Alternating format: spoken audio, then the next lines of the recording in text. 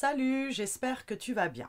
Aujourd'hui, dans cette vidéo, je vais te parler d'un test qui peut engendrer une bonne grosse dose de stress durant la grossesse, à savoir le dépistage de la trisomie 21. Grâce à une échographie et des prises de sang, ce dépistage évalue la probabilité que le fœtus ait ou non une trisomie 21. Niveau angoisse, je sais de quoi je parle, car j'ai dû faire une amyosynthèse pour mon deuxième bébé Marcel, car ma probabilité était de 1 sur 38. Mais je vais y revenir en t'expliquant les différentes étapes du dépistage, ce qui se passe si ton risque est élevé, et les examens supplémentaires qui pourront être proposés. Si tu ne me connais pas, bienvenue sur ma chaîne Mama Caro dédiée aux futurs et nouveaux parents. Je vous dis toute la vérité et vous dévoile la face cachée de la grossesse, de l'accouchement et du chamboulement pour le couple. Le dépistage de la trisomie 21 est une des étapes hyper stressantes de la grossesse. Mieux vaut connaître et comprendre tout le déroulement pour mieux l'appréhender. Tout commence dans le 3e mois de ta grossesse, entre la 11e et la 13e semaine d'aménorrhée. Cette première étape va évaluer la probabilité que le fœtus ait une trisomie 21 et cela va dépendre de 3 choses. Tout d'abord, la mesure de la clarté nucale grâce à une échographie. La clarté nucale est un espace situé au niveau de la nuque du fœtus. Lorsque cet espace est trop grand, il peut être signe d'une anomalie chromosomique. En plus de cette mesure, tu vas également faire une prise de sang pour connaître le dosage de marqueurs sériques. Les marqueurs sériques sont des substances sécrétées par le placenta ou par le fœtus dont le taux est mesuré dans le sang maternel. Un taux plus élevé ou plus bas que la moyenne peut être le signe d'une trisomie 21. Et le 3e élément pris en compte est l'âge de la maman. Car effectivement, toutes les femmes peuvent être concernées par une trisomie 21, mais le risque augmente avec l'âge. À l'issue de ces 3 examens et après une interminable attente d'une dizaine de jours, le professionnel de santé qui te suit te communique ton résultat. Ce résultat est communiqué sous forme de probabilité appelée aussi risque.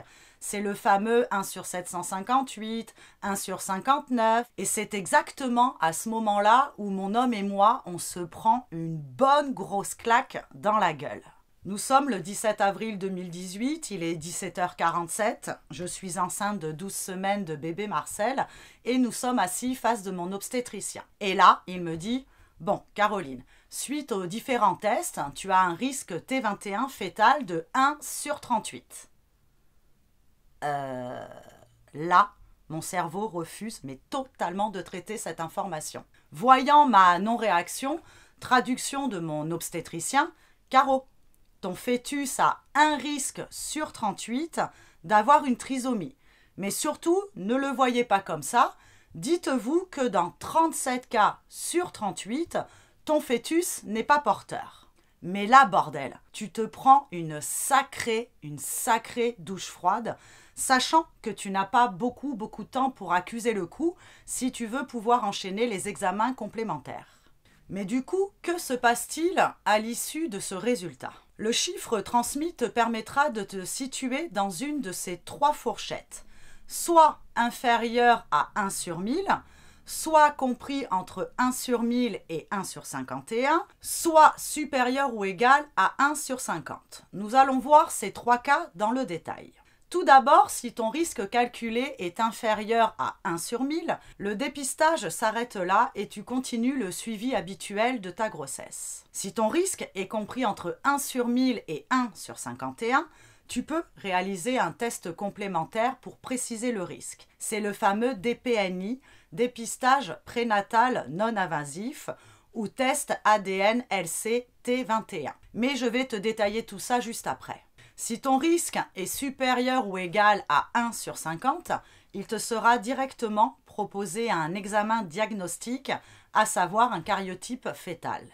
Revenons plus en détail sur le 2e cas, le dépistage prénatal non invasif, aussi appelé ADN LC T21 pour test ADN libre circulant de la trisomie 21. Si ton risque est compris entre 1 sur 1000 et 1 sur 51, ce test complémentaire peut être proposé, sachant que le choix t'appartient de le faire ou non. En quoi consiste-t-il? Pendant ta grossesse, le placenta libère de l'ADN fœtal dans ton sang. L'ADN du fœtus se trouve donc mêlé au tien. À partir d'une prise de sang, on peut trier et doser les différents fragments d'ADN qui sont dans ton sang. Si l'ADN provenant du chromosome 21 est présent en quantité anormalement élevée, cela signifie que le fœtus a une forte probabilité d'avoir une trisomie 21. Il faut compter en moyenne une quinzaine de jours pour obtenir le résultat. Si le résultat est négatif, cela signifie que le test n'a pas décelé de trisomie 21 fœtale. Le suivi habituel de ta grossesse se poursuit. Si le résultat est positif, la présence d'une trisomie 21 est très probable.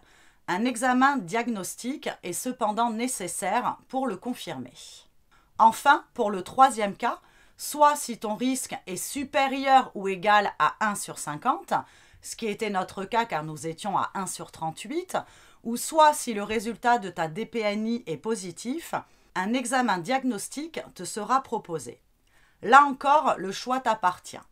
Seul cet examen donne une information certaine sur l'absence ou la présence d'une trisomie 21. L'examen consiste à analyser les chromosomes du fœtus, soit le plus souvent après une amyosynthèse. Dans ces cas-là, on prélève un échantillon du liquide amniotique et cela est possible à partir de 15 semaines d'aménorrhée. Soit après une choriosynthèse, dans ces cas-là, on prélève un échantillon du placenta et cela est possible plus tôt dès 11 semaines d'aménorrhée. Ces prélèvements se font à travers le ventre de la femme enceinte.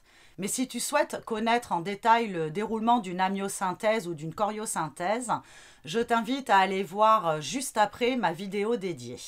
Ces examens présentent un faible mais non négligeable risque de fausse couche. 1 cas sur 1000 pour l'amyosynthèse et 2 cas sur 1000 pour la choriosynthèse selon les dernières études. Tes résultats seront obtenus en moyenne en une quinzaine de jours et te seront communiqués par ton médecin.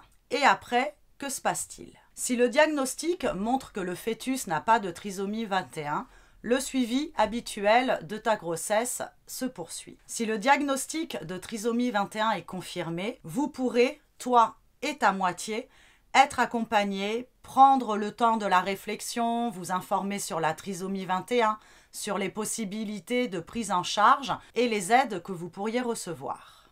Vous aurez 2 possibilités. Première possibilité, poursuivre ta grossesse en vous préparant à la naissance d'un enfant avec une trisomie 21 et mettre en place un suivi adapté. La loi permet aussi de confier l'enfant au service de l'aide sociale à l'enfance. Vous pourrez sinon demander une interruption médicale de grossesse comme le permet la loi. Ce choix est un choix terriblement difficile, il peut et il doit être discuté au sein du couple.